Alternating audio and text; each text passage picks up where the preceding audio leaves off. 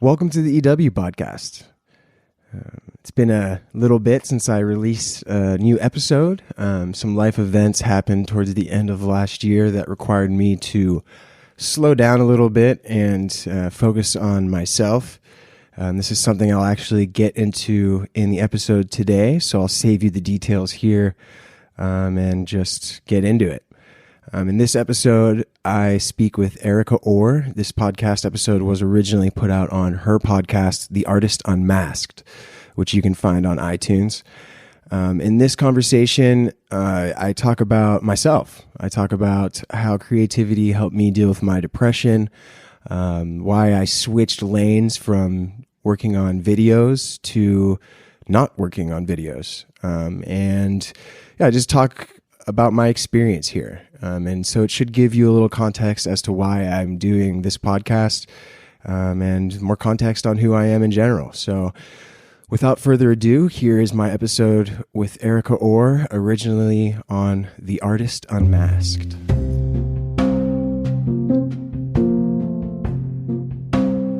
Hi, everyone, and welcome to The Artist Unmasked. We are in the third season now, first episode of third season. I can't believe that's actually a thing. It's crazy. But today I have with me videographer and podcast host, Eric White. How you doing? I'm doing good. How are you? I'm good. I'm so happy to have you on because this could be a very special episode. It's going to be a twofer. So you're going to put it on your podcast too. Correct. And we'll have it on mine, obviously. And we are going to be talking about how art and creativity can help with depression and anxiety. Actually, more, let's kind of give it a broader term, mental health. Yeah.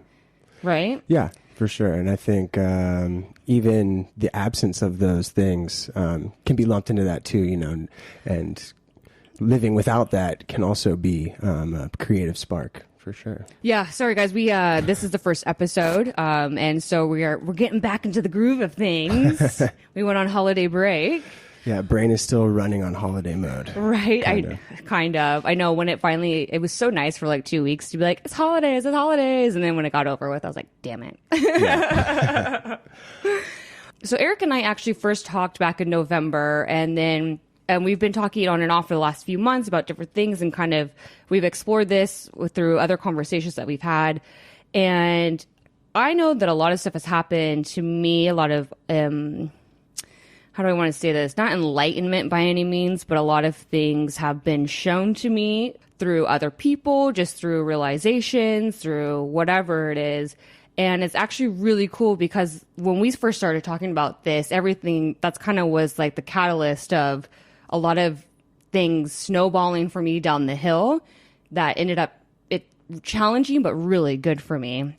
And so I'm actually really happy that we're doing this now, recording this now, because I feel like I have a better idea of how to communicate how creativity and art has helped me. And then I'm assuming you as well. Yeah. I think that I also went through a nice little difficult phase there at the end of the year. And so, yeah, right now I'm just kind of getting my legs back under me. And I took some time off just from, everything, podcasting, all that stuff. So I think right now, it's a little bit of like a rejuvenation from that downswing. And reflection on that is always good. Yeah. And sorry for the plane in the background, you guys. Yeah. So in November, I had a close friend pass away back in Ohio, and it really fucked with me. It definitely hurt a lot. And so at that time, I was still recording podcasts. I had some on the schedule for the following month, and it just didn't feel right. It felt, really? I just was like, man, I need some time to just process all this. What does this mean for me? Because a friend like that dies, it kind of like casts your own life into a certain light. Like you start to look at your own life in a different way. And so it was just important to me to not do anything while I was still like figuring that out, so I didn't want to continue podcasting and going through all those motions, while I'm like maybe kicking this under the rug, not giving it the attention it deserves, and also not fully understanding why I'm acting, Does that make sense? So, absolutely. Yeah, and you actually said it perfectly. Instead of kicking it under the rug, actually facing it head on now rather than later. Yeah. Because it's going to creep back up, whatever feeling that you're feeling. For sure. And it was good, though. It was like really difficult, a lot of difficult days, a lot of like just being pissed at myself. You know, we used to work on a blog together called Glass Duffel back in the day. And he was, you know, it was me, him, and another friend, Wes Kasich, and that writing has been lost. I thought it was lost. The website has expired. I didn't, you know, back it up. Yeah, I didn't back it up. I didn't pay for the update. And so whenever he passed, it was like a scramble trying to find that, and I couldn't, and it was so hard. But then thankfully Wes found a way to recover it like a month later. So that was awesome. Yeah, that's a bright spot to it. But yeah, it's just like cast my whole, like, you know, it made me look at my lack of using my cameras recently differently. Like I was like, man, I have all these tools to record things that are going on around me, important events, and I've just been not doing it because why? Like, yeah, you know, what am I doing? Why am I doing the podcast? What is the purpose? What do I want to achieve? And so it was just like, what, you know, and it was a lot of like framing those questions as though I was like speaking to him in a way, you know, and like explaining to him and trying to like just get over that loss that way, you know, by like kind of structuring my perception of my own life through his death, if that makes sense. Yeah. I actually really agree with you too about the lack of recording or lack of, and it's funny too because you're a videographer. Yeah. I know. Lack of recording, lack of quote taking, unquote. Yeah, no, you are. But lack of recording, lack of taking video and stuff, because I always like to see the documentaries on celebrities and stuff when they have all these home videos, and I'm like, how cool is that? And I'm like, I don't really have any of that, and it's really not that hard. No. And this might be getting a little bit off topic, and if it is, just get me right back on. But I always feel so weird, like taking my camera out and recording and stuff like that. That's a line I definitely walk too, and it's really difficult to like want to record a moment, but also want to be present in it, you know, and to like, where is the line between, you know, looking through a moment through my phone too much. Does that make sense? Like, absolutely. Yeah. Well, and when I was younger, and this was before smartphones, this was like a regular camera. I remember it was senior year in high school, and my friend and I, you got to like buy a page, and we needed pictures, and we didn't have any pictures, so we had to dedicate time. Like we dedicated like a day or 2 days around school. We'd go and take pictures with all our friends. And then we had one night where we were just like hanging out, you know, being stupid, and we're like taking pictures. So we had pictures. Like, that's crazy that you weren't able to find it. This is Facebook age, right? No, this was before Facebook. Okay. Yeah, this was high school. This was 2000. I mean, Facebook might have been around, but it wasn't. That was during college. So 2005. So kids have it a little easier now. Like if you were to have a Facebook page, I'm sure you could have dug something up. Absolutely. But even now then, I'm not a poster. I'm more with I'm a scroller and a liker. Same, yeah. I definitely have the same internal battle. And I think for a long time was like trying to think of it as like, I don't know too much about this, so I don't want to get too in the weeds on it, but Native Americans' belief in like pictures taking a part of your soul. And like, so I was like mulling that over in my head and thinking about it from the perspective of like, it's not necessarily like taking away your soul, but being the one that's taking the photos is kind of like taking a piece of your experience out of, you know, your experience. It's like taking a little portion of it away from you. Yes, but also at the same time, how many times have you looked through pictures? You're like, oh my God, I'm so glad that my friend was taking pictures because these pictures are fucking awesome. 100%. And I think that outweighs it for sure. Exactly. Yeah. And I know, and I can't keep depending on everybody else to take pictures. I know. It bothers me being out at places and seeing everyone on their phones doing stuff like that, like at a concert or something when everyone has their phone out. Yeah. But then whenever you think about it from their perspective and wanting to cherish that moment and wanting to look back on it, you know, you have a little more empathy. Because I also think 5 minutes like recording something is not, you know what I mean? It's not going, yes, it does take you out of the experience for a moment because you have to pay attention to your camera and this and that. And you can miss a lot. That's why I hate posting on social media. Like, because I'll be like talking to you, like, hold on, I got to do social media right now. I'm like, do, because I definitely can't do two things at once with that. But then they can look back on it, like, look how awesome this is. And, you know, and they have the pictures instead of depending on someone else. So I have to keep reminding myself of that. For sure. And I think that there's a certain distinction between like the intent, like behind the intention of why the picture or video is being taken. You know, is it being taken as a keepsake, or is it being taken as like some sort of declaration to other people, you know, some sort of thing like that. But this whole thing is like why I stopped doing videography, really. Like this is a major reason why, because I was working for Desert Hearts and I would attend the parties and I would never feel like I was really there. You know, I was always running around getting the next shot, looking at everything through my camera, and it was really fucking with my head. And I think that's why, since I like stopped working for them, I've kind of not really used my camera. I've rebelled completely from it a little bit, you know? I can understand that. I've kind of gone the complete other direction, but... And to get back, this is one thing that I have found with myself and other people I've talked to, not about different kind of aspects, when is you go from one extreme and then you have to go to the other extreme. And you have to live in both of those, and then that's when you can come back to the middle. 100%, yeah. You know, so you have to do that. So you rebelling against your camera right now, actually, I mean, that's not surprising to me. Yeah, hopefully I find somewhere in the middle.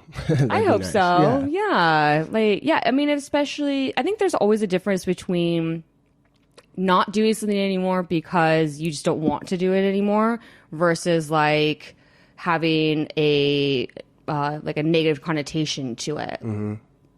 Does that make, I don't know. I feel like that could be a lot clearer, but do you kind of understand where I'm going with it? You mean like not doing... Let me see if I can think of an example. Okay, so the video stuff, right? So you first started doing it because you really liked it, right? And then it started making you feel that you weren't being a part of it and started creating this other thing. So they started rebelling against it. So instead of not doing it because you just don't want to do it anymore, you're not doing it because you're like, no, standing the ground and I've done that with other things, and I've always found that it's that intensity of wanting to push back on it is actually what hurts me the most, rather than just saying like, no, I'm just not choosing to do it anymore. Yeah. I think both of those start in different places, you know, if that makes sense. Like if you can eventually just look at something and say, I'm over it, then maybe, you know, your heart was probably never truly into it, unless you've like grown out of it, unless it's something like that's exactly Pokemon cards or something thank you, like Eric. that. But my situation was actually interesting to me. Well, everyone's situation is interesting, but I think mine is kind of interesting because it started not necessarily because I liked videography or liked doing it. I enjoyed editing. I still do enjoy editing video, but the shooting of the parties and doing all of that stuff really started from a place of like wanting to be a part, wanting to like have something I could contribute to a group. So I had like this kind of natural affinity, or, you know, from watching my friends in college, I was able to translate that to my own skill set. And I kind of used that as a way to maybe mask other parts of myself I was uncomfortable with and find my place within a group, if that makes sense. Absolutely. So yeah, that was a whole process. It's all good. You know, it all led me to this point, which I'm way more comfortable with myself. But that was like a really conflicting time for me. And that's why I think I still get weird being called a videographer, is because I never felt like I was one. I never wanted to be one. You know, I wasn't like dreaming of shooting the next Hollywood film or things like that. Those were never my dreams. So it always felt like I was, you know, wearing a mask or something. Yeah. So do you think, okay, so you said you really like editing. So are there editors that go into videographer, or are those two different things? At the most pro level, those are very distinct things. Yeah. Are there a lot of editors that are videographers and vice versa? Yeah, I think that, I mean, I guess I don't know much about the industry, as the lines are defined between different jobs, but I mean, I would assume that most editors are capable videographers, I would assume. I never really thought about it. Honestly, I've never really thought them. I understand that they're different tasks. I get that. But I never actually ever really thought that they were different people. Yeah. Yeah, for sure. And I would venture to say that in all the movies you like, there is someone in charge of shooting and someone in charge of editing. And they're two different people. Yeah. And I guess I just never, I guess I always assumed I would have thought the videographer would want to do the editing. Yeah. But apparently not. Yeah, I guess in that case, it's just about having a good director, right? Or someone that's got the whole vision. God, I could totally go on a tailspin on that. But let's get back to the point. Oh, it's all good. So let's talk about why you wanted to come on the podcast and do this episode. So let's go back to your story. Mm-hmm. Yeah, so I wanted to have this conversation with you because I just think that the intersection of being depressed or having some sort of trauma you're dealing with or some anxiety, the benefits that can be brought out of creativity or, finding some medium to express that. I think it's really interesting, and it's something that's helped me tremendously. As we touched on, not necessarily wanting to be a videographer, it still gave me this this voice or something I could use to tap into a better part of myself, something that I did like, Like a different creative outlet? Yeah, like I spend a lot of time really just feeling down about myself and a lot of self-loathing. And so whenever I was editing or whenever I was in the zone shooting, that was all gone, that wasn't there until later. Then those things started to become very blurred, and that's whenever I quit. But in the beginning, it was like quieting those voices in your mind, those doubts whenever you're truly focused on something. I find that so impressive that the voices were quieted while you're doing video, because I feel like if I was doing that, they would be so much louder. Like, what the fuck are you doing? Yeah, well, that's the benefit of being behind the camera instead of in front of it. It's a little less pressure on you, I think. See, I'd much rather be in front of the camera than behind it. See, I guess I can quiet the voices because I'm acting is my. I love acting, and actually, I think working on actually getting back into some sort of field this year. But I find it so freeing and so liberating to just be someone else. Yeah. In a way, that's very similar to how I felt, and in those good moments, it was like getting to witness a different side of me that I, had never really thought was there or had never seen expressed. Yeah, right? It definitely is. It helped me. It helped me tremendously. Especially, too, because if you have the camera, all the girls are like, oh, hi, That's true. This is also true. He is in a committed relationship, ladies, okay? Yeah, that's another thing. I meant to mention that. We just going back, kind of sorry to double back to the beginning of the conversation, but we just went on a trip to Spain, and I was like heavy on the Instagram stories, posting, and that's like I'm never doing that. Mm-hmm. And I don't know, it's just I think getting over that rebellion against it, and allowing myself to record those moments where I'm truly having fun and use them as a way to lift me up in the future is becoming more important again. And also, too, you're in Spain. Yeah. So, that to me, it's something worthwhile sharing. If you're just going, and not that hanging out with my friends is not amazing, going to events and stuff, but it's like, well, you're just going out Friday night, why do you need a picture of this? Yeah. But even, looking back on it, the next week or 2 weeks or the next day, you're like, oh my God, look, we look so good. I always love having the friends that they're not ridiculous with the camera by any means, but they do like to take let's take pictures. Yeah. And you're like, okay. That's good. It's good to have that for sure. And so one of the reasons, and again, correct me if I misspeak or anything, but one of the reasons that you were dealing with a lot of depression and unhappiness and stuff like that. There was a trauma that happened in your life when you were younger. Correct. Can you tell us a little bit more about that? Yeah. When I was 15, my mother's side of the family is Dominican, and a lot of them still live in Dominican Republic. When I was 15, I had an uncle who was murdered on our farm, the family farm. And it really sent shockwaves through our family for sure. And the home life became a little different. My relationship with my mom became a little bit different.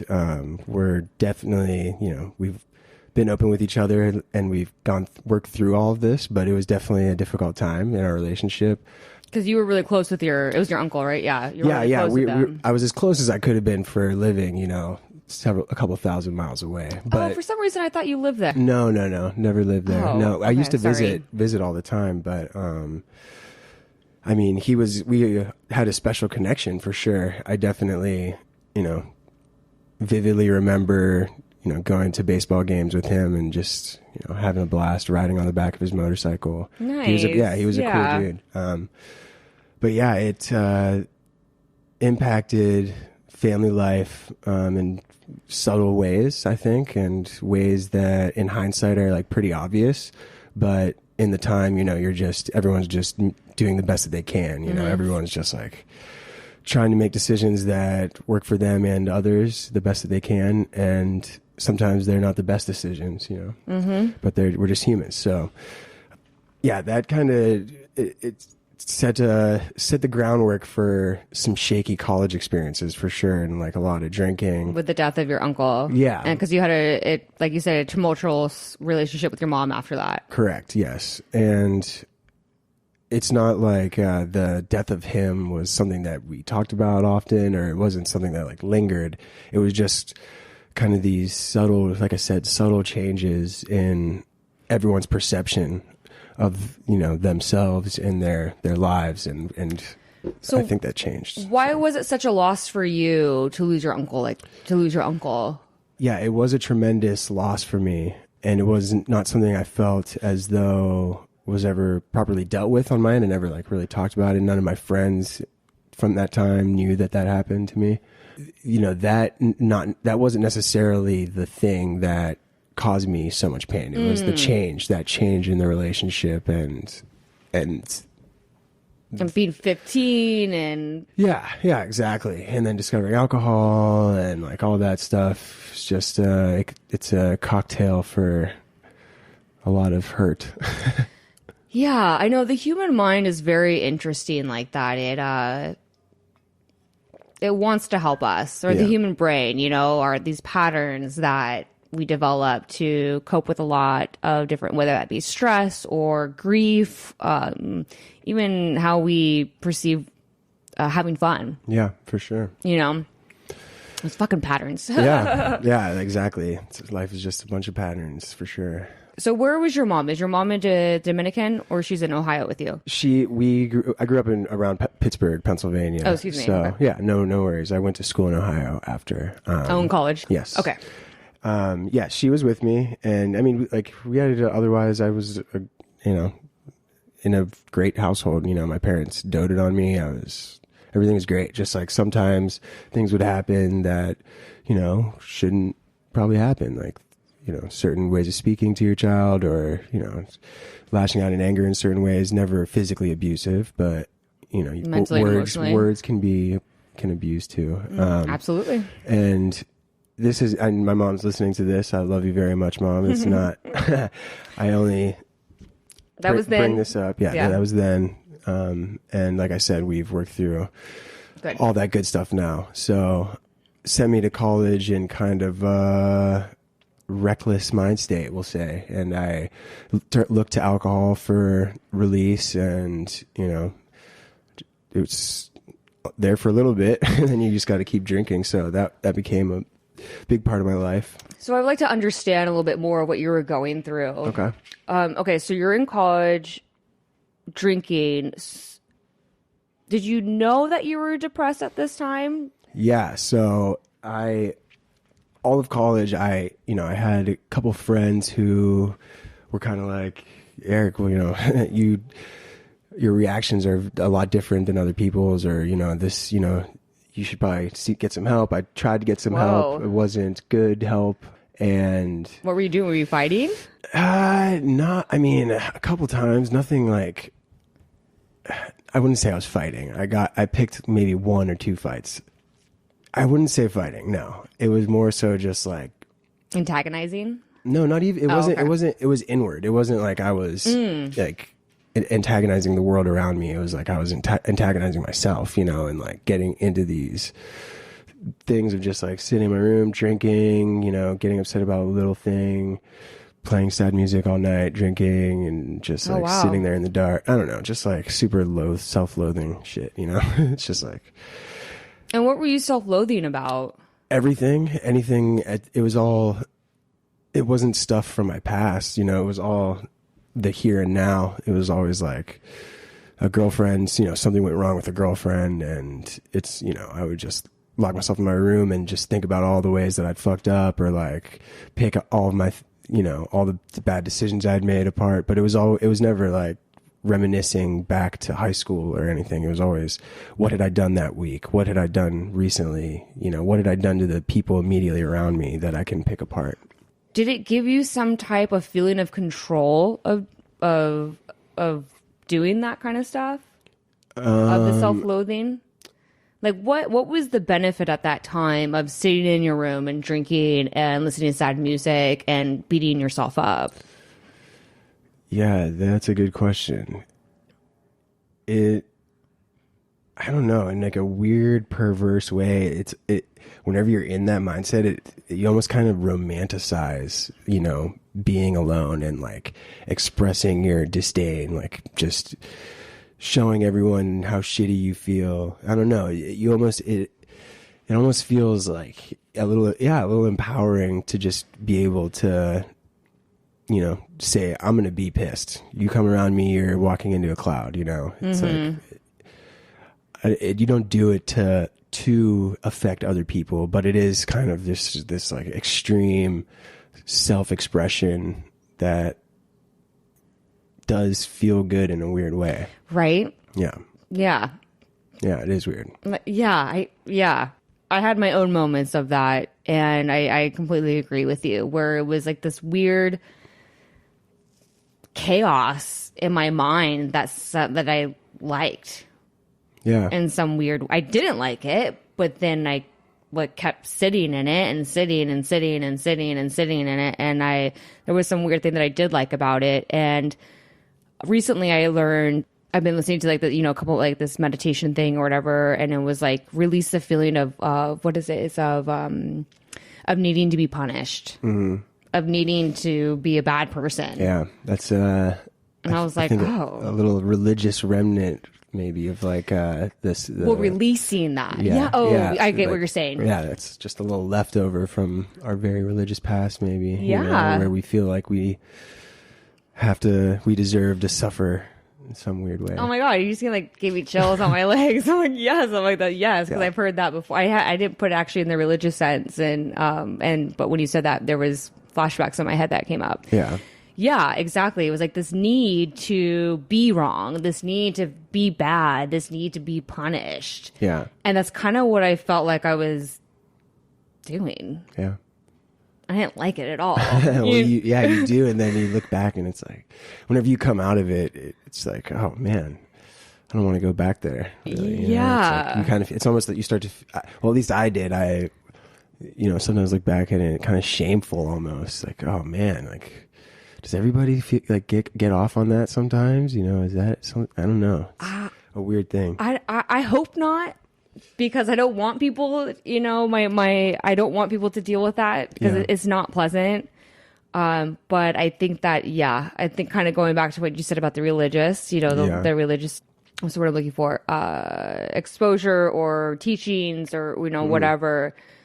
That's what it teaches you, that you're a bad person, that you need to repent, that you're not good enough, that you're not this, you deserve to be punished for being who you are. Yeah. Neither one of us is homosexual, but I could only imagine like gay people, especially back in the day, how they would feel about that kind of stuff. Yeah. fuck. Yeah. 2020, glad to live in this era. Right? Yes. Equality for all. Okay, so how long did you live in this perpetual cycle of self-loathing? Like almost 8 or 9 years. Yeah, I think it was. Still got that vacation fog going. I can't think of like the specific year, but I want to say it was like 2014 or 2015 when I really started to make strides and come out of it. Maybe, yeah, 2015 sounds right. But yeah, I didn't even, that whole time, didn't even really realize what was going on, why I was making certain decisions that I was making. I just knew that I woke up every day angry, really ashamed, and didn't want to go on very, there was times where I just didn't want to go on for sure. And I didn't know why. I had seen a couple of therapists, nothing stuck. Had tried, Abilify, Depakote, those drugs, and none of those stuck. And it was just a great mystery. And through the opportunity to work with the Desert Arts crew and do videos through them, that's kind of how I also discovered what was going on. And with the help of Lauren as well. She was, Desert Arts community and Lauren were critical for me, like getting to where I am now. And how did they help you? Well, Lauren specifically helped me with like realizing some thought patterns that I had or beliefs about myself that weren't true. And she helped me discover or find the will to discover the root of a lot of that stuff. Without her, I wouldn't have done the research to find the therapist that I found. I wouldn't have continued to go to her as often as I did. So she was just a really good support for me, in terms of like, you can do this, kind of, you got this. And then the Desert Arts community at large, like I said before, being able to edit videos, shoot videos, and feel as though you're part of a group is like really important as a human being. Like we need to feel essential to something, otherwise we're just like listlessly living, and no point. So their ability to like show me love and just be so welcoming and supportive and give me the opportunities that they gave me, like that's like, yeah, priceless, Yeah. That's really awesome. How did Lauren and the Desert Hearts community provide, or what did they do, or what did they say to encourage you to what did they say to make that click in your head that you can do this or that is a good idea? Yeah. Well, to start it all off, Lauren was pointed out very bluntly, like, this is not normal. What's going on? I had gotten upset about some trivial thing, and she was like, what are you really upset about? Like, what's going on? Oh. And so that made me stop for a second, and I was like, fuck, like, all right. So we had that conversation, and that kind of led me down the whole path. So that was one direct thing, but the rest of it was just like this, monkey see, monkey do kind of thing. You see everyone interacting with each other effortlessly. You see everyone like being themselves very effortlessly, and you want that for yourself. And so I wasn't able to like feel how I felt they felt. And so it became important to me to figure out why. And yeah, they just showed endless amounts of support and love throughout the process. So it wasn't with them. It wasn't really a thing like, here's, do X, Y, and Z, but it was like just, having like a nice, an example. Yeah, an example. Yeah. So something to aspire to. Absolutely.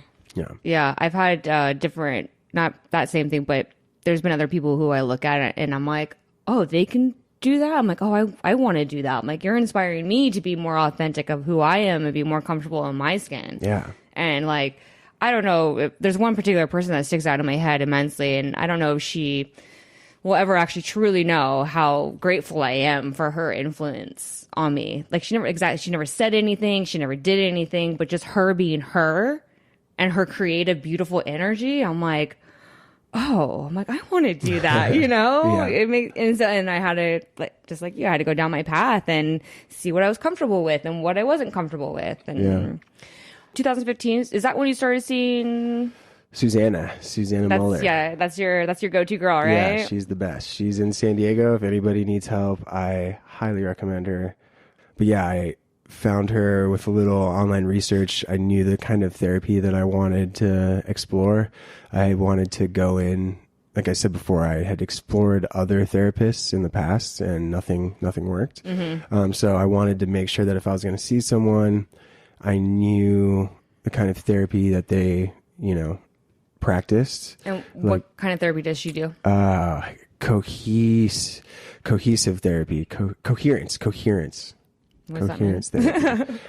So it is all about understanding how past actions are influencing like your current emotion or behavior. So that really resonated with me because I was like, I knew a couple of things that had happened to me in the past that I, didn't feel good about. And so I recognized that there was some link to my current emotion from my past. And so that's kind of what set me down the coherence therapy path. And I'm pretty sure that's what it is.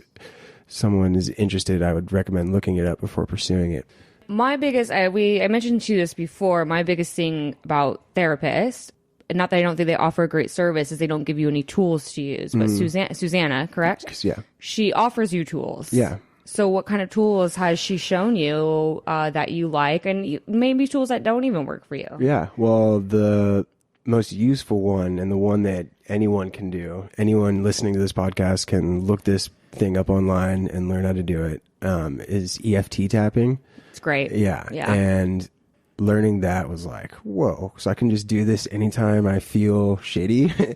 So during that period of growth for me, I was doing it quite often. I kind of fell off with it. But then last time, whenever we talked, I was feeling really nervous, and I did it before we talked, and it really, I don't know, it does wonders. It does. So that's one tool she has given me that I can take away. And she also practices something called brain spotting, which is a newer therapy. It comes out of the eye movement therapy. I think it's EMDR. Heard of this. Yeah. But it's all about accessing neural pathways through the position of your eyes. So with brain spotting, she has you sit in a chair and basically look at the end of a pointer in a certain eye position that she finds. So she finds what is called a brain spot, and this is like a slight flutter in your vision when you look a certain direction. She's not really sure. From what I understand, they don't really know what this means, but it seems to work. So they have this person stare in this eye position, looking at this pointer, and you're just sitting there listening to this very subtle music kind of go from ear to ear. And if it's done correctly and you're open to it, then you'll just feel this release, and some people start crying, some people, have very different reactions to it. And that's something that you can actually take away with you too. Once you have found your brain spot, as it's called, you can actually access that on your own time. So you can set up a pointer in that region and go to work at home. Cool. Yeah. Awesome. Does she have you do any journaling or anything like that? She didn't, but I started doing it on my own. And that was super helpful too. Yeah. But yeah, that wasn't something she might have recommended to it, but her recommendation wasn't what made it stick for me.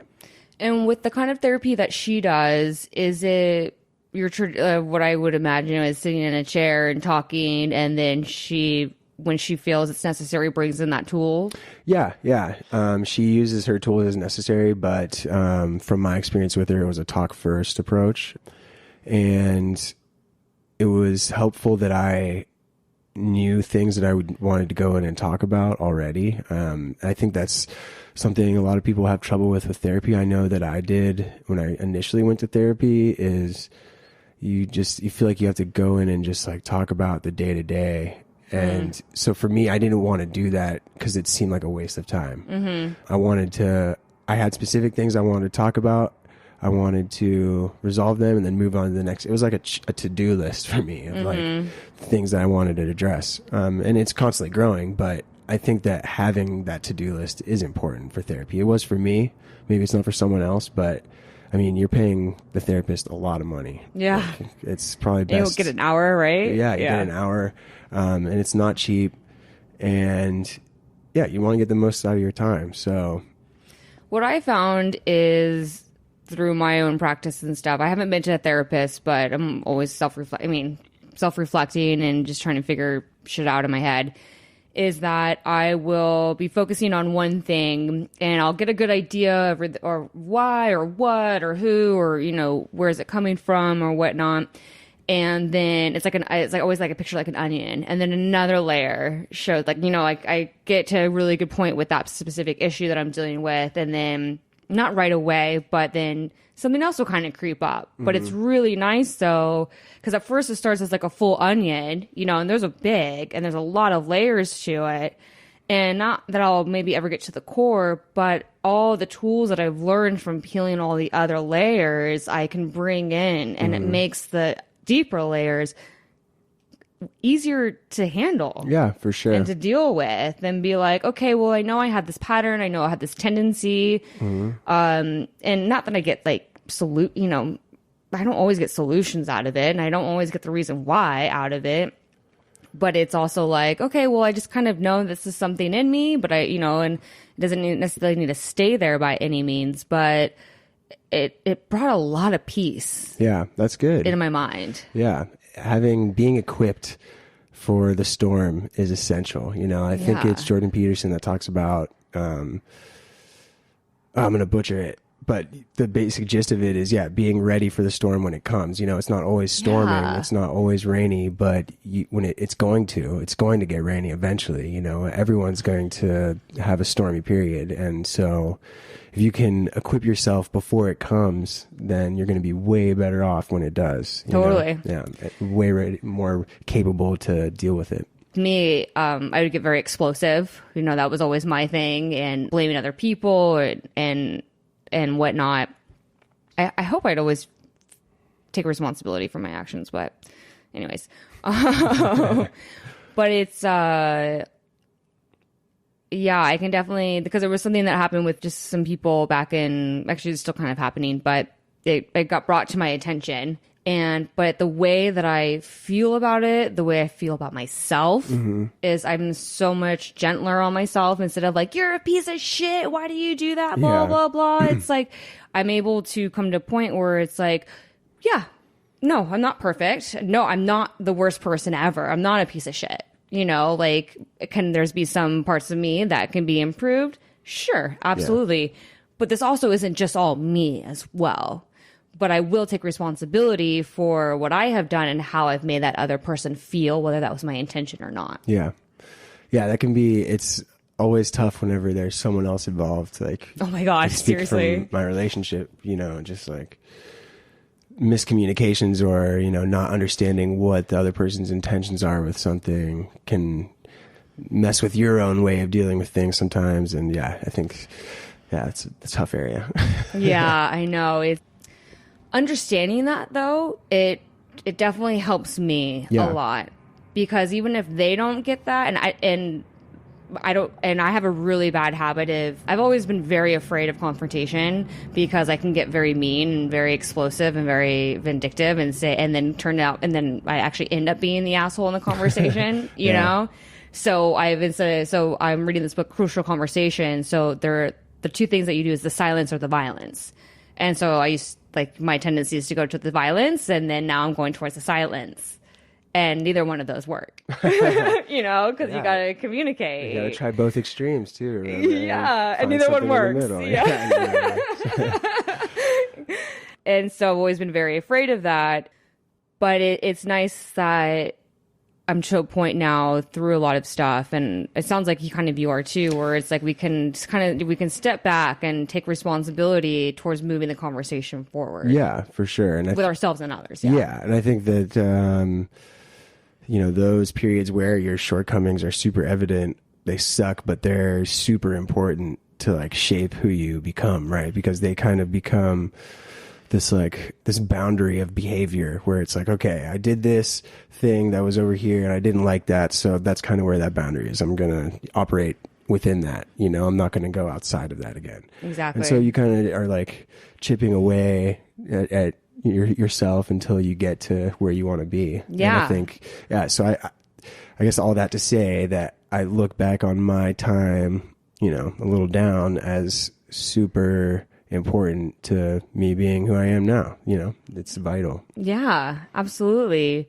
And yeah, there's definitely things that I've done in the past that I can't say I regret them by any means. I mean, I wish I wouldn't have done them, but it's also shaped who I am today. And it's in some weird sick way. It's nice to be able to kind of reflect on that really shitty situation that I caused. So then I'm like, oh, don't do that again. Yeah, exactly. They become like an example. Examples are like road signs. Don't go here, or children crossing, or I don't know. Yeah. It's just a matter of how many times does it take before you stop doing it.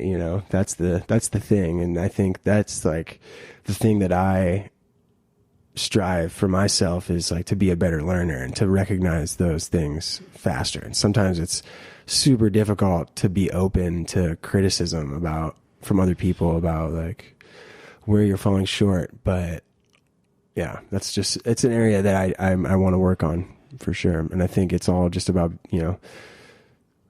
being a sponge and absorbing from your own experiences, but also being willing to absorb from others and accept. Yeah. And about the shortcomings. So in Crucial Conversations, it's a great book, you guys. I'm only in like chapter 3 and I've already learned so much, but it's, by being able to hear criticism is, by people, cause you feel safe enough to listen and you trust the person, what they're saying, we'll call it the bad things about you, your shortcomings. Yeah. But you trust them, so you're able to, and you feel safe, so you're able to actually listen to it and reflect about it. And luckily, I have some really good people in my life that I do have that opportunity with. And so if I disagree with them, instead of getting upset about it, I can be like, can you show me an example of this? Or I disagree with you because of this. And then we can have a healthy discussion about it. Most of the time, they're right. Yeah, for sure. Most of the time, friends are right. Yeah, because they see you in a different light, than you see yourself. Yeah, I think it's tough for me because I like put a lot of pressure on myself sometimes to like do really well or to navigate social situations very well or to just be the best all the time. So I like such a hard time sometimes of like hearing where I've been falling short, but yeah, I'm trying. I would love to be the best in all situations. I have finally accepted I am not. I know. I am not. Yeah. It doesn't take me very long to get back into line, especially if I'm around people that have different personalities than me or because I'm very loud and boisterous and passionate and, just And so I end up having to put my foot in my mouth at least once. And then I'm learning how to assess the situation a little bit better because that's a shortcoming of mine. Then I can get back like, oh, I'm sorry. And then get back. But, I'm always fascinated by the people who can do that. Yeah. Well, I can't. It's a losing race every time because it's just accept it, Eric. I know. Accept it. I know. I think I've gotten better at accepting it in some ways, but then some random little thing will sneak up on you or like. Well, oh, man. That happened to me. Why does that make me so salty to hear that I didn't do this right? Well, my favorite is when, because I'm sassy, I'll sass people all day, every day, and I accept it right back. I have no problem with that. What's always interesting to me is when I hear people say that I said something to them that I was being sassy or it was obviously it was a bad joke because they were unhappy about it. Yeah. And then they never tell me and then they hold it against me. I'm like, well, how am I supposed to get better or how am I supposed to understand where your limits are if you don't tell me? Yeah.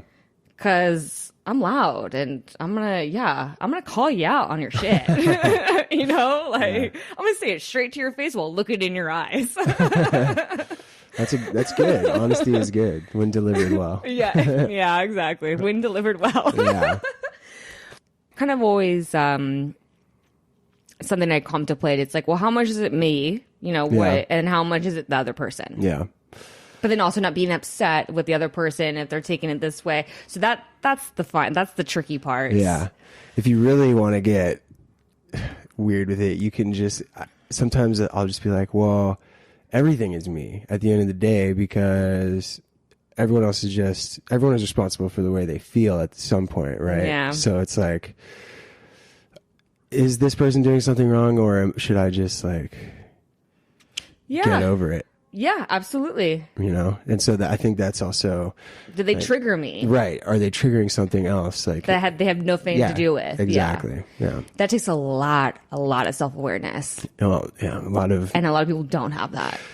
Yeah. Well, I think people are generally getting better. Like, I think the older that we get. Yeah, I think so.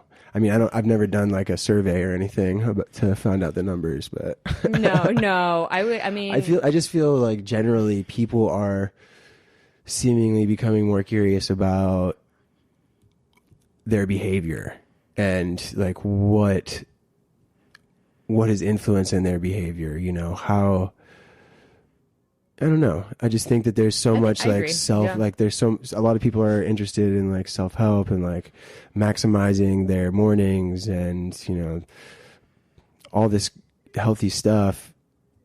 I don't know. I just think people are becoming more aware of themselves. I think self-help is like the number one genre of books. I'm not surprised. Yeah. That makes sense. Yeah. I'm like 99.99999% sure about that. Yeah.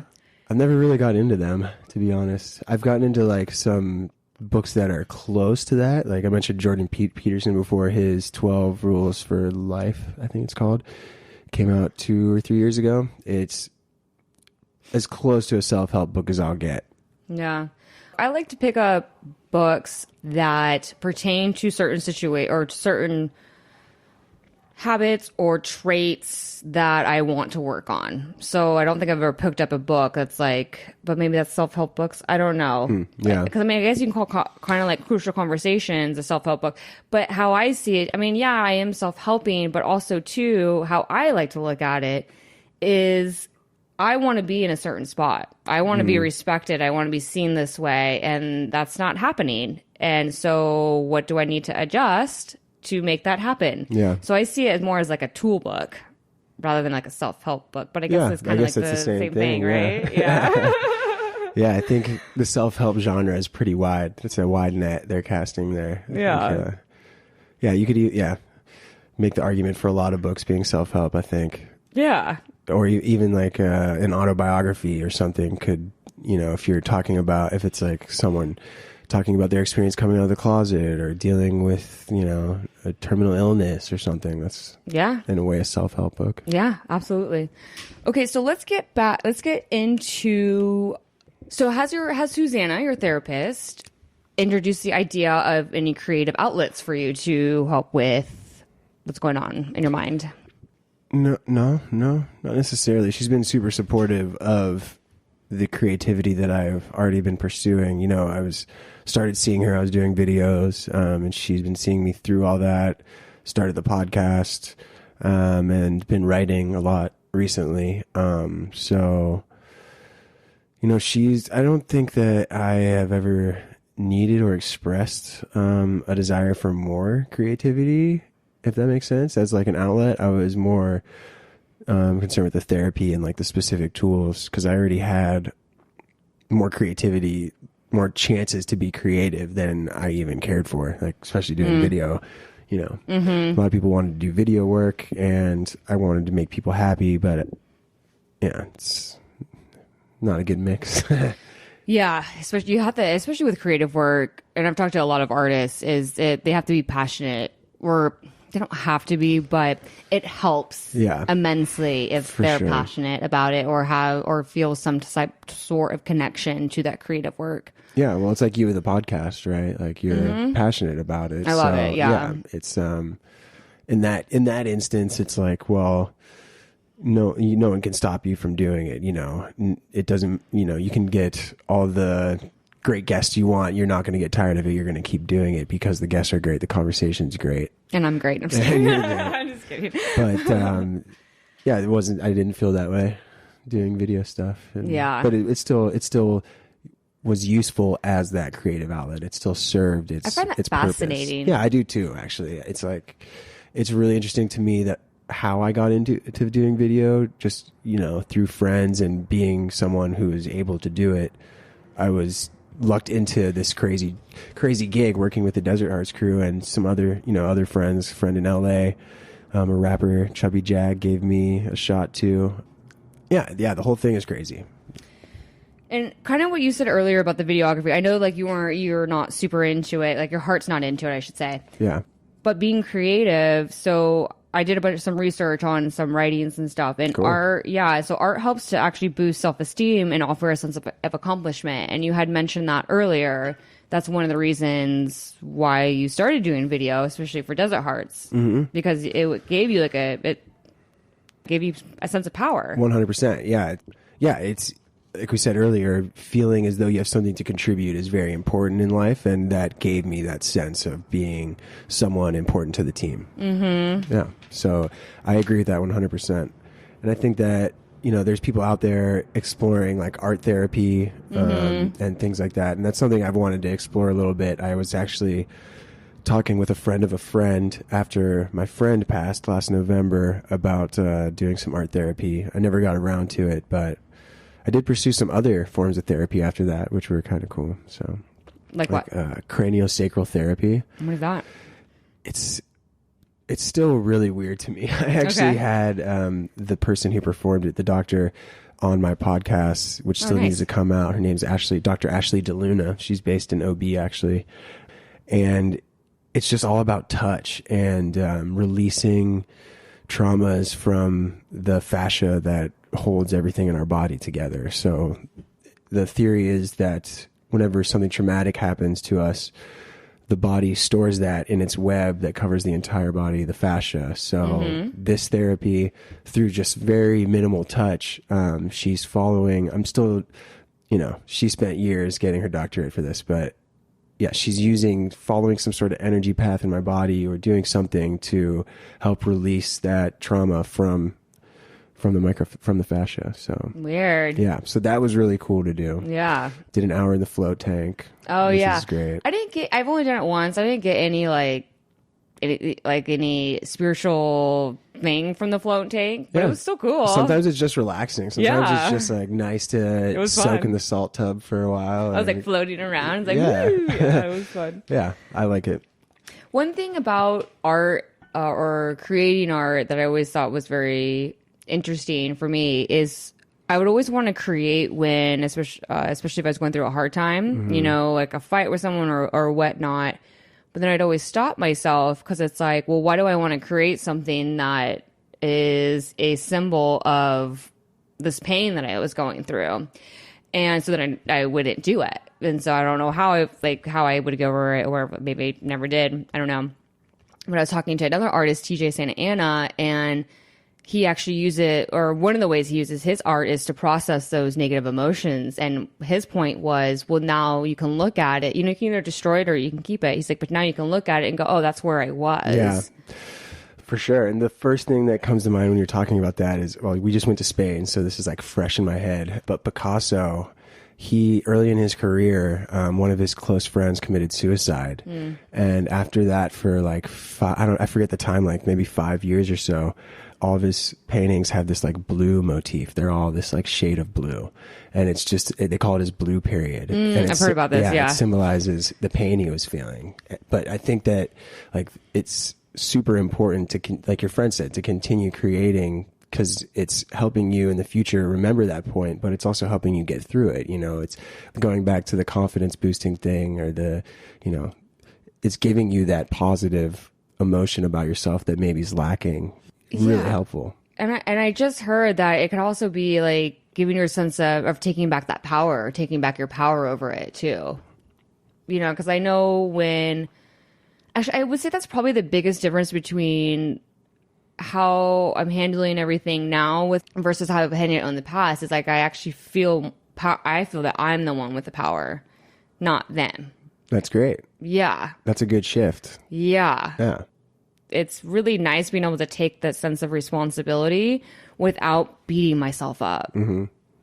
because it's like, I am this. Yes. I'm like, but it doesn't make me a bad person. No. It just makes you a person. Yeah, exactly. It just makes me who I am. Yeah. And everyone's not for everybody too, you know, and that was something that I've had to accept because I've always just wanted to be liked. Yeah. I suffer from the same illness of desire to be liked for sure. Yeah. Just by everyone, you know, it's a losing battle again. It's just like, you're never going to do it. That's something I've had to come to accept as well. And I think that as I get older, it gets a little bit easier. I feel like, I know I haven't done everything, but I just feel like I've done what I can. Yeah. And I worked on myself. I continue to work on myself. And people are still, and I went from that one extreme where I was a complete bitch to being, you know, not a walkover by any means, but, you know, like, oh, hi, like nothing bothers me, you know? Yeah. And neither of those worked. And then so I went back into the middle and that seemed to work. But then, you know, now and I'm happy with myself and I'm happy with my actions and whatever.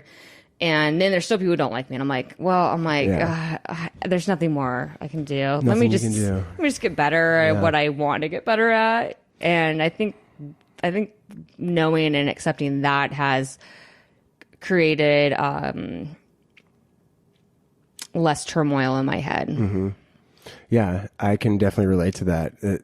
Like whenever I was doing video work for the Desert Hearts crew, I was getting into weird feedback loops of like viewing the videography as the gauge with which, you know, how were people reacting to my videography? That was like the gauge with which I was viewing their like or dislike for me. And so I got into this weird feedback loop where I'm like putting so much pressure on to do this thing that I don't even want to do to get people to like me whenever that's not even really, you know, maybe they're like, oh my God, I'm so tired of like Eric and his camera. I just want to hang out with Eric, or, you know, or maybe whatever. Yeah. And it just created this weird story where it's like endless loop of suffering. You know, you're never going to get what you want looking externally. It's like, and through the therapy that you've been doing, is that how you kind of came to that acceptance? Yeah. Or the idea of acceptance? Yeah. I mean, for me, cutting off everything was important too.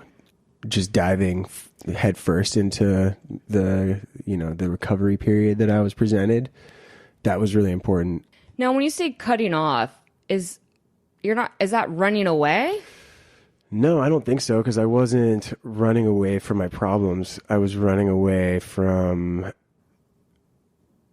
what I guess would be considered like ambitions. You know, I was cutting myself off from my ambitions in a way. Like, I think that ambitions can be dangerous if the person behind them is not, you know, well-intending and well-adjusted, if that makes sense. Like, for me, it was important that I addressed what was going on with me before I pursued any of my dreams or anything like that, because it was too difficult to understand what was going on with me while I was so strung out on this other thing. You know, it was like too much. So cutting myself off in the sense that I had to cut myself off from these extra things so that I can focus on what's really important. And that was like what was going on with me. And then after you do that, you know, it's like building a house. You start from the bottom up. You start with yourself, and then now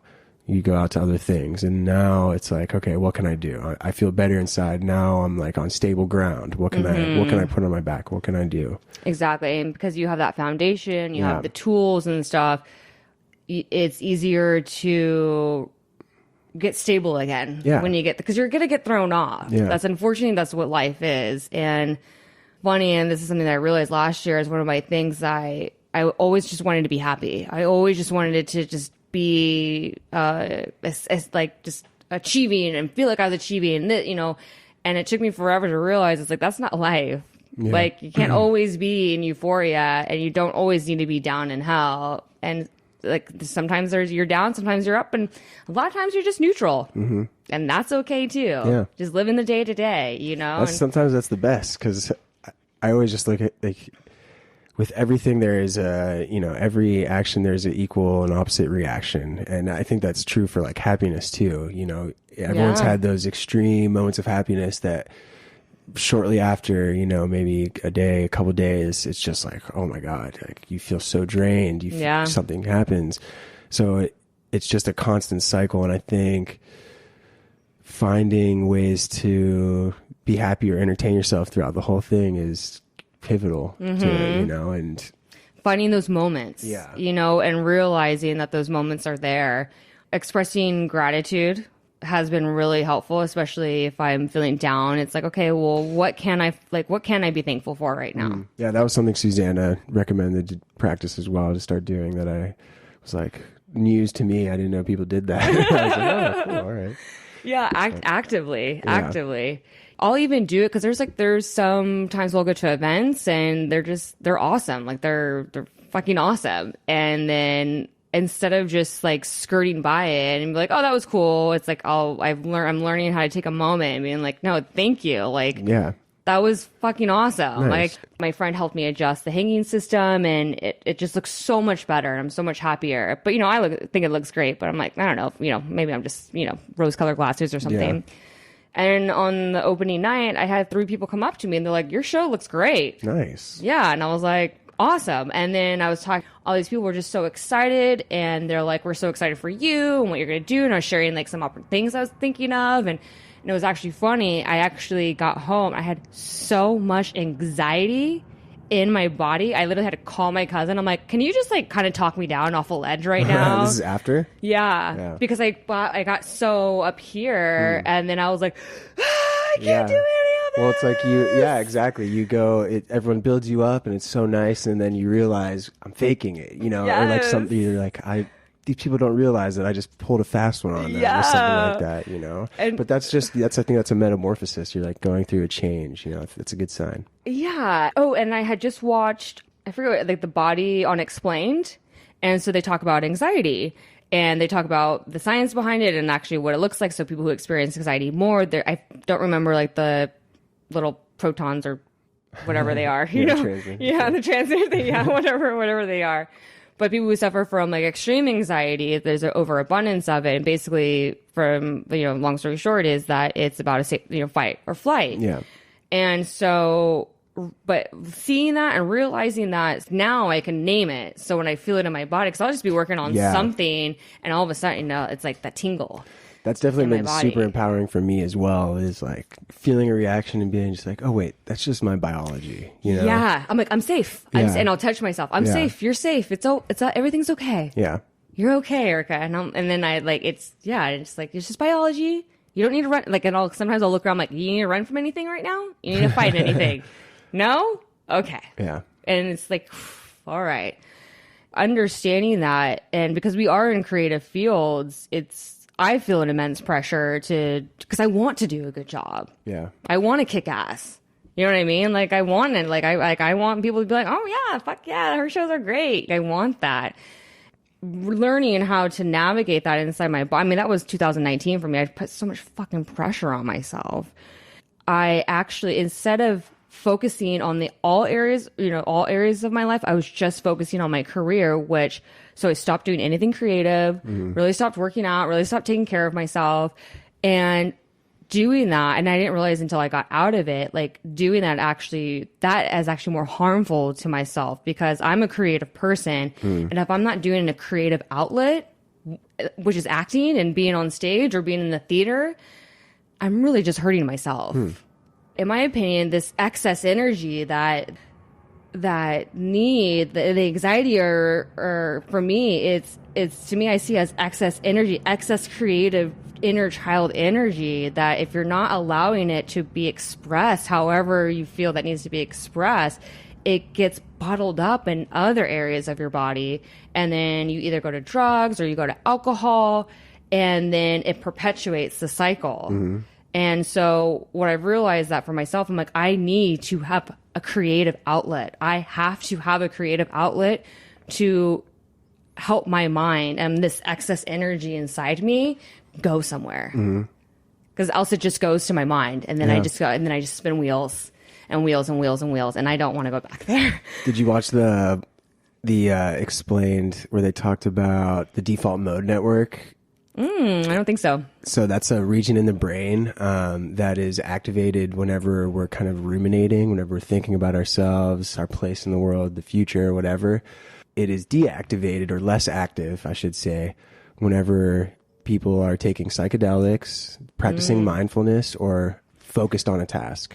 Yes. So those are like the times that they've found in studies where it seems like that region of the brain is quieted, and it's all just biology. It's all just biology. It's so weird. Yeah, and having that understanding, definitely, that to me is like another tool in my toolbox to talk myself off the ledge. Or go back to when I got done with the art show and I had all this anxiety. Like, I was literally like, oh my God, oh my God, oh my God, oh my God. And there was a little point in my head that was like, Erica, like, you're just like, this is biology. Just talk to somebody. Just talk to somebody. Just let it out. And then I can talk to my cousin about anything. So I was just like, I'm having so much anxiety. She's like, why? Yeah, sometimes talking to someone who's just not feeling any anxiety, it can go one of two ways, right? It's either like makes you more anxious, like, why? Well, you don't get it. You don't get it. Exactly. Or it's like, oh wait, you're right. This doesn't matter. Yeah. So we just talked about other things, and she's so cute because she'll like, and I appreciate this, but she'll ask me, like, she's like, cause so I can already feel towards the end of the night, I felt like my anxiety building, but I couldn't name it just yet. And so she started asking me questions about some projects and stuff. And I was like, I need you to stop. I need you to stop. Like, you're stressing me out. Sometimes you need space from those responsibilities, for sure. Exactly. And that's one thing that I'm allowing myself more is I don't need to go to work for 8 hours and then spend another 5 hours at work. No. I can spend an hour. Like, sometimes it doesn't even take an hour. I'm like, answer some goddamn emails. Yeah. No, it's super important to me in my life right now to be not doing pretty much anything by like 8. Yeah. I don't know. I like to wake up really early and get going, but at night, it's really important to me to not work into my night anymore. And I used to do that all the time. Whenever I was really depressed editing videos, I would just like hammer out all-nighters, and just, this was it. This was the thing I had to do. It has to be done. Sometimes I wonder if that exacerbated things a little bit. Those, long nights spent so focused and so zoned, using up so much brain energy, and then just being so completely devastated the next day, just like, oh yeah, like, oh my God, I hate myself. Like, well, because whatever you have done is never good enough. Yeah. Because there's that too. Yeah, there's always something more that can be done. You can always do something better.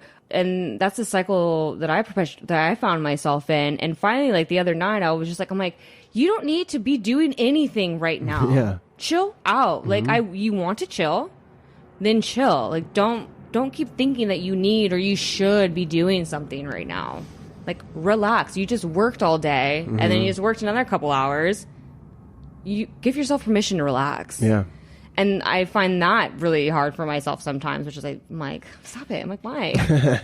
But also, too, what I realize about myself, and I'm learning how to find the middle, is I'm either all in or not. So it's either if I'm chilling, then that means I'm sitting on the couch or my bed, brain off.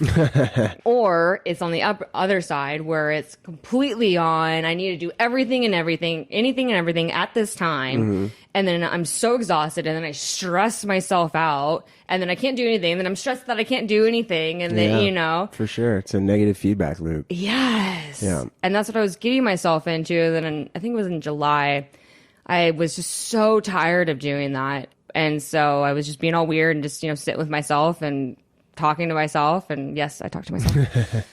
And it was just, and I heard this, and it was like, you can be relaxed and still be doing stuff. And I was like, oh, like, you can be relaxed and still like be working on something. Yeah. You don't need to be up here. No. And I was like, oh, I can. That's been a really important realization for me as well recently, is like the importance of not doing anything, or, aimless play with friends, or like just doing random, things that aren't very important. It really helps me the next day. Like, I feel more invigorated to do the projects that I'm working on because I've had this experience the day before, where it's like, maybe I was kind to myself and gave myself a day of pizza and Netflix like I've been wanting, or I got to see some friends and we went and had wings, these like little things. I feel like they help the mental health, you know, they help the ability to stay focused and creative. And, you know, I've been working from home for several years now. So it's really important for me to like find that balance so that I can operate at home so often, you know, otherwise I'm just like fried by Wednesday. So, yeah. It is really important to do that. And one thing that I've started doing too is I'll just work on a couple things, like little things. So I'll have my list of things to do, and I won't have to do the entire assignment that night, but I'll just be like parts of the steps, you know? So I had to do my artist call for next month's show. So it was make the flyers. That's it. For sure. Just make the flyers. You don't need to email them. You don't need to put it out. You don't need to post anything. Just make the flyers. Yep. I'm all about doing things as slowly as possible now. That's like my favorite thing ever. Just doing a low-hanging fruit to-do list item. Yeah, you know, and just move the ball forward every day a little bit. You know, it's like it doesn't need to be, you don't need to score a goal on your first kick. You can move it closer and closer and closer. And then, you know, no one's timing you unless you're like being paid to do something, unless you're on a contract, like something like this. No one's timing you or like keeping track of how many you're putting out. It's just, it's internally created pressure and guidelines that we generally operate within with these creative projects, unless you're being contracted. And yeah, I think it's important to do it at a pace that isn't exhausting and doesn't burn you out the first night. You know, it's a marathon. And yes, and I was burning myself out, and I thought that I had to. There was a point, I think it was last May, where I literally couldn't do anything. I was like, they're like, how's everything going? I'm like, it's not. Yeah, you get to a point where you like start to dislike that thing, where it becomes, you know, you've put so much time into it. Maybe you reach such a peak, such a like crazy peak with it, and you're trying to replicate it day in and day out, and you can't. And it's just like, what the fuck? Why can't I do this? And that from an editing video, that's something I love doing, is finishing a video and then like sitting on it for a week if I can, not looking at it, and then getting back into it. Because I just think it's so helpful to remove yourself and let your body experience some other things, and then you'll be way more rejuvenated. Yeah. Whenever you go back. Fresh eyes. Yeah. I used to do that with my papers, like in college and stuff. I would write it and then I would let it sit. Nice. Like for like probably like a day or two, because I think I gave myself like a week before it was due. I was never like the night before. I was always like a week. Okay. I was always the night before. Night before, yeah.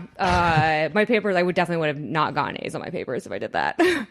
So it was always a week before, so I'd write it, and I would like write it all. You know, it wouldn't be perfect by any means, and then I'd let it sit for a day or two, and then I'd go back, edit it, and then I'd give it to my mom to read it over. She would help me with like punctuation or whatever, and then I would fix it, and then probably let it sit, do one more look, and then I'd do it. That's an intense process, actually. My college papers were wait until the night before, get some beers, pound it out, see if you can finish the paper before you finish the beers, and see if you still have time to go out. Oh, God. Oh, no. That stresses me out. That would stress me out so much. I had so many papers to write, though. I had papers and projects to do that even if I only had to do one all-nighter in college. Yeah. One. And I was so pissed off that I even had to do it. So I was like, what the fuck? And this, like, I didn't do it. Like, there was no, I'm sure there was Adderall around and stuff like that, but I didn't do any of that stuff because I didn't have to. I know, but I was fucking going. That was nuts. I'm glad not to be doing that anymore. But I guess I do that in my regular life too. Yeah. So at least there was more structure in school, right? Yeah, I guess. Yeah, I've my mental health, I've definitely am learning on just how to not be so hard on myself. And having creative outlets, though, has helped a lot. So my friend and I, we just got done doing The Artist Way, which I highly, highly recommend to everybody. It's a 12-week creativity course by Julia Cameron. You'd probably actually really like it. It's amazing. And it just helped me, it helped him a lot, and just kind of helped me just kind of notice my little quirks and how just to kind of get a little bit better and how to dream a little bit more and fantasize and get excited about it. And one of the things that I realized is I've been wanting to do curate the art shows since I started doing this now. So like 3 years. And I finally had this opportunity, and I was dreading it. And I was like, and doing The Artist Way, I was like, why are you dreading something that you wanted to do? Yeah. I'm like, enjoy it. I think that's a really common thing because I experienced that as well. I don't know. It's not necessarily nerves. It's almost like I want to just call it off. I don't want to do it. It's like being afraid to take that leap. It's something could change the status quo currently or something. Yeah. Something that could. You have this vision. You have this idea, and you're capable of it. Yeah. But also at the same time, there's a lot of work that needs to be done, and yeah. Absolutely. And when I realized that, I was like, all right, girl, I'm like, come on. And then I think that's kind of what helps me shift my perspective on my creative adventures, because it really does help. It's so much fun to so I do this Bedazzled by Numbers. It's fucking amazing. It's so nice. And so if I just want to sit and listen to Ancient Aliens, for an hour, just do that, and, and just kind of just listen, or I can listen to music or whatever. And then I can look at it and it's a sense of accomplishment. For sure. Creativity to me it's not I think we look at it this way just because maybe that's how we're trained to, but sometimes I look at it like it's work, like it's a job. Like it you know what I mean? Like it's I'm being forced to do it. And I'm like, no one's forcing you to do this. This is your, it's like working out, when I go to the gym classes, they're like, this is your time, don't worry about anything else. I can relate in the sense that sometimes when doing creative things, my ambitions or my dreams or my fantasies or whatever will take control or something, or I'll start to lose perception of why I'm doing the thing I was doing in the first place. So writing is a good example because I'm doing that right now. But approaching writing with the hopes of everyone reading something just takes away from what you're writing. At the end of the day, I just have to remind myself that if I were to only read this, that's fine. I just need to get this out and down, things like that. So it's sometimes I find, and it was true with doing the video stuff too, you become so enamored with the things that might come after what you're doing, or the things that this might lead to, that it takes away from what you're doing, and it makes it not feel as good. It makes it feel pressurized and combustible. I don't know. Yeah, absolutely. Yeah. I totally just nailed it on the head. And and that's kind of what I've been doing. It's it's not going to be perfect the first time, and it's nothing. None of if it is hard. It's fun. It's enjoyable. Yeah, exactly. It should be fun. It should be enjoyable. It should be. But I love what you just said about all the pressure that comes afterwards. Yes, that. I mean, I can feel that at times where it's what's that thing called? The coyote would try to dump on the roadrunner, the anvil. Looney Tunes. Oh yeah, Looney Tunes all day, every day. I used to have a Looney Tunes bathroom. Nice. I love Looney Tunes. Yeah, the anvil would just drop on me. Yeah. Just be shit, and it's. I still have to remind myself to this day when I'm creating something that you're fine. Yeah, it's okay. And if it's not right, and you post it, well, then you just delete it, and yeah, yeah, and then you just redo it. Yeah, exactly. I think that moment, it kind of seems like your body almost just asking you, "Are you sure?" Are Absolutely. You?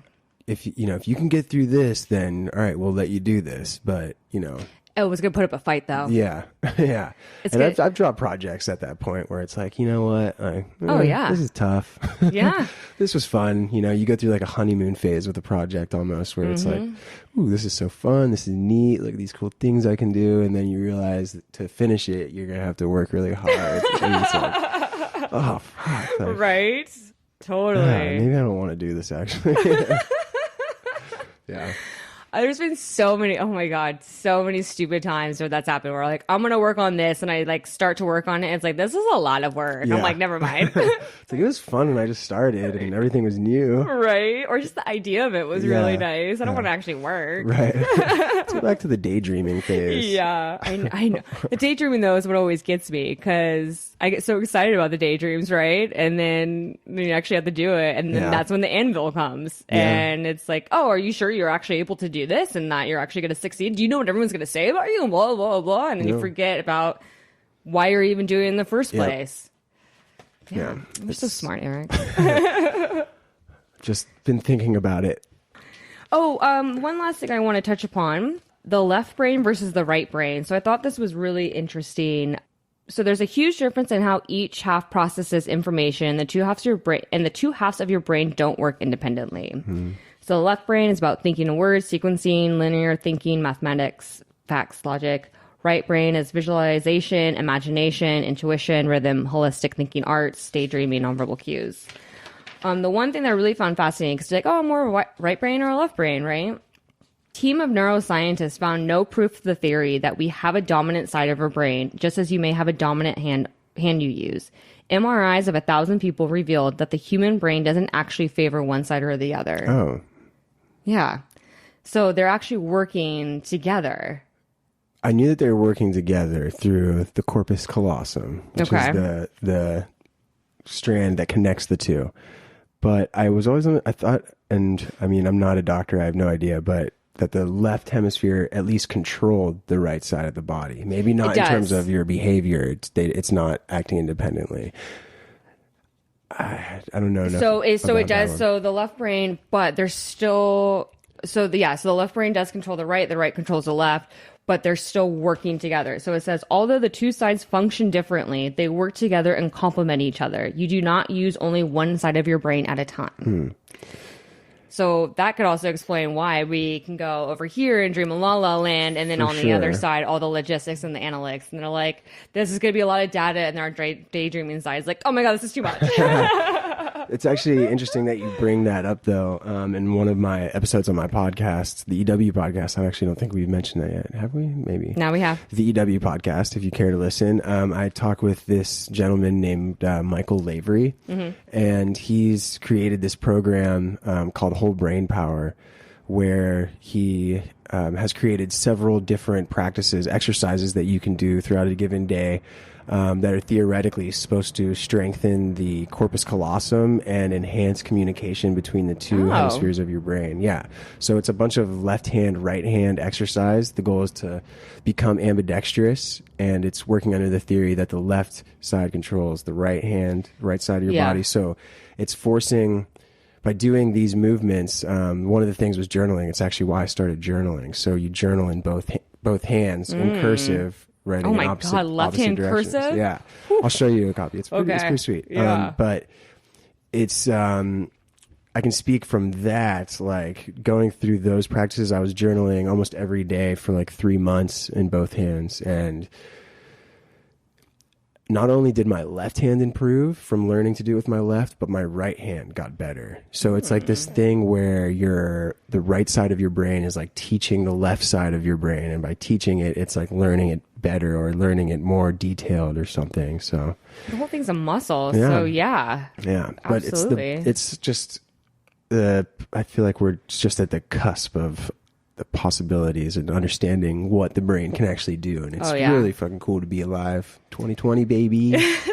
Yeah. But it's a really cool episode. Michael Lavery, his book is Whole Brain Power. If anybody's interested in doing a bunch of random exercises to start their day or something, it's definitely been an important part of my mental health healing. I implemented them in my mornings, and I was like doing them in conjunction with a few other things like meditation and exercise. But yeah, it'll sharpen you a little bit, I think. Absolutely. Yeah, I'm all about efficiency and effectiveness. That's what I'm about. What is the least amount of things I can do to get the results that I want? It's basically what I want. And so I started picking up writing again, like journaling. So I haven't been good about doing it every day, but I have been a lot better about being as consistent with it as I am right now. and it's 3 pages, and I can just write whatever I want. Oh, nice. 3 pages is good. Yeah. And it's actually from the Artist Way is where I got it from. You're supposed to do it in the morning, but I hate waking up early. Like if I could just wake up and then do it, then that's fine. But I'm not a morning person. I'm an afternoon. Okay. So I had a big block about it. And so I was just kind of thinking about it because I knew I needed to write. Like I could tell that I needed to. And then so finally I just, the thought came to my head and it was like, why don't you just fucking write when you can? And I was like, yeah, okay. Yeah, that's, that was a perspective shifter for me too, was just like picking up one of these, a book I have had on my read list for a long time now and reading The Inside Jacket and reading that he had just written in his spare time. He's like some physicist who just had, a few hours here and there and just wrote during them. It's like, oh, that's like so low stress. Anybody could do that. That's and I've again, efficient and effective. So it was like, how many minutes does this take me? And I've tried to do it in 15, but it doesn't work. So it's 20 minutes. I'm like, it's 20 minutes of my day. Do it on your lunchtime, and it's more effective if you do it in the morning, but I know it's still helping. What kind of stuff are you writing? Are you writing about what's happening or what you want? Everything. Yeah. Stream of consciousness. If I find myself wanting to write about the same thing over and over again, then I will challenge myself to write something different because I don't want to keep writing the same thing over and over again. Yeah. It's been super helpful, and it makes me feel better because like there's been so many times where I've heard this little voice that's like, just write.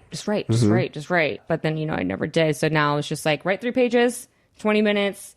And then sometimes I'll write like really big. So then it goes like faster. Yeah. But it helps. Putting pen to paper is important. Exactly. And Not it helps. important, but beneficial. Yes, exactly. Yeah. And it's so helpful too if you have like a conversation that you don't want to have, if you're in a fight with someone, if you're upset about something. Yeah. I think the hardest is when you are having a good day and everything's chill. You're like, what do I write? And you literally write like, I don't really know what to write right now. So, and then something will like pop up. You could do something. This is just a random suggestion. Something that I was doing was, when I didn't have anything to write about, try to memorize a quote and write the quote and see, you can do things like that. It's a much smaller amount of writing, but it gets you putting pen to paper and it gets you thinking, like trying to memorize something. It's difficult. Yeah. Challenging yourself a little bit. And I like to play with that. With the whole purpose of that exercise is to start using that creative mechanism in me again. Yeah. So, and that's kind of helps with not writing the same thing over and over again. It's like, no, get creative. What else can you write about? Like, are you going to write about your surroundings? Or are you going to write about an event or something you saw on TV? Yeah. No, use other parts of the brain.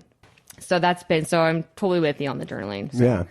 It's a cool thing to do, and it's so easy. Anyone can do it, I know, it's so easy. And if you I prefer the pen to paper rather than the computer. Yeah. I think there's just something different about it. I'm all about the cursive, getting that cursive writing requires fine motor movements and good cursive. It's it's not easy to get good cursive down on a page. Cursive right there. There you go. Nice. I do cursive and print. I mix it up. Nice. Yeah. Chameleon. Yeah, depending on what the words are. Yeah. So the one thing I want to end on, we're going to just go. So tips and tricks. Tips for boosting creativity. All right. So keep it fresh. Break your set patterns and go outside your comfort zone. Take a trip to a place you've never been. Immerse yourself in another culture or take a course in a subject you haven't studied before. When you get new ideas, write them down and work on developing them. Brainstorm when faced with a problem, trying to find several ways to get a solution. Creativity is everywhere and anywhere.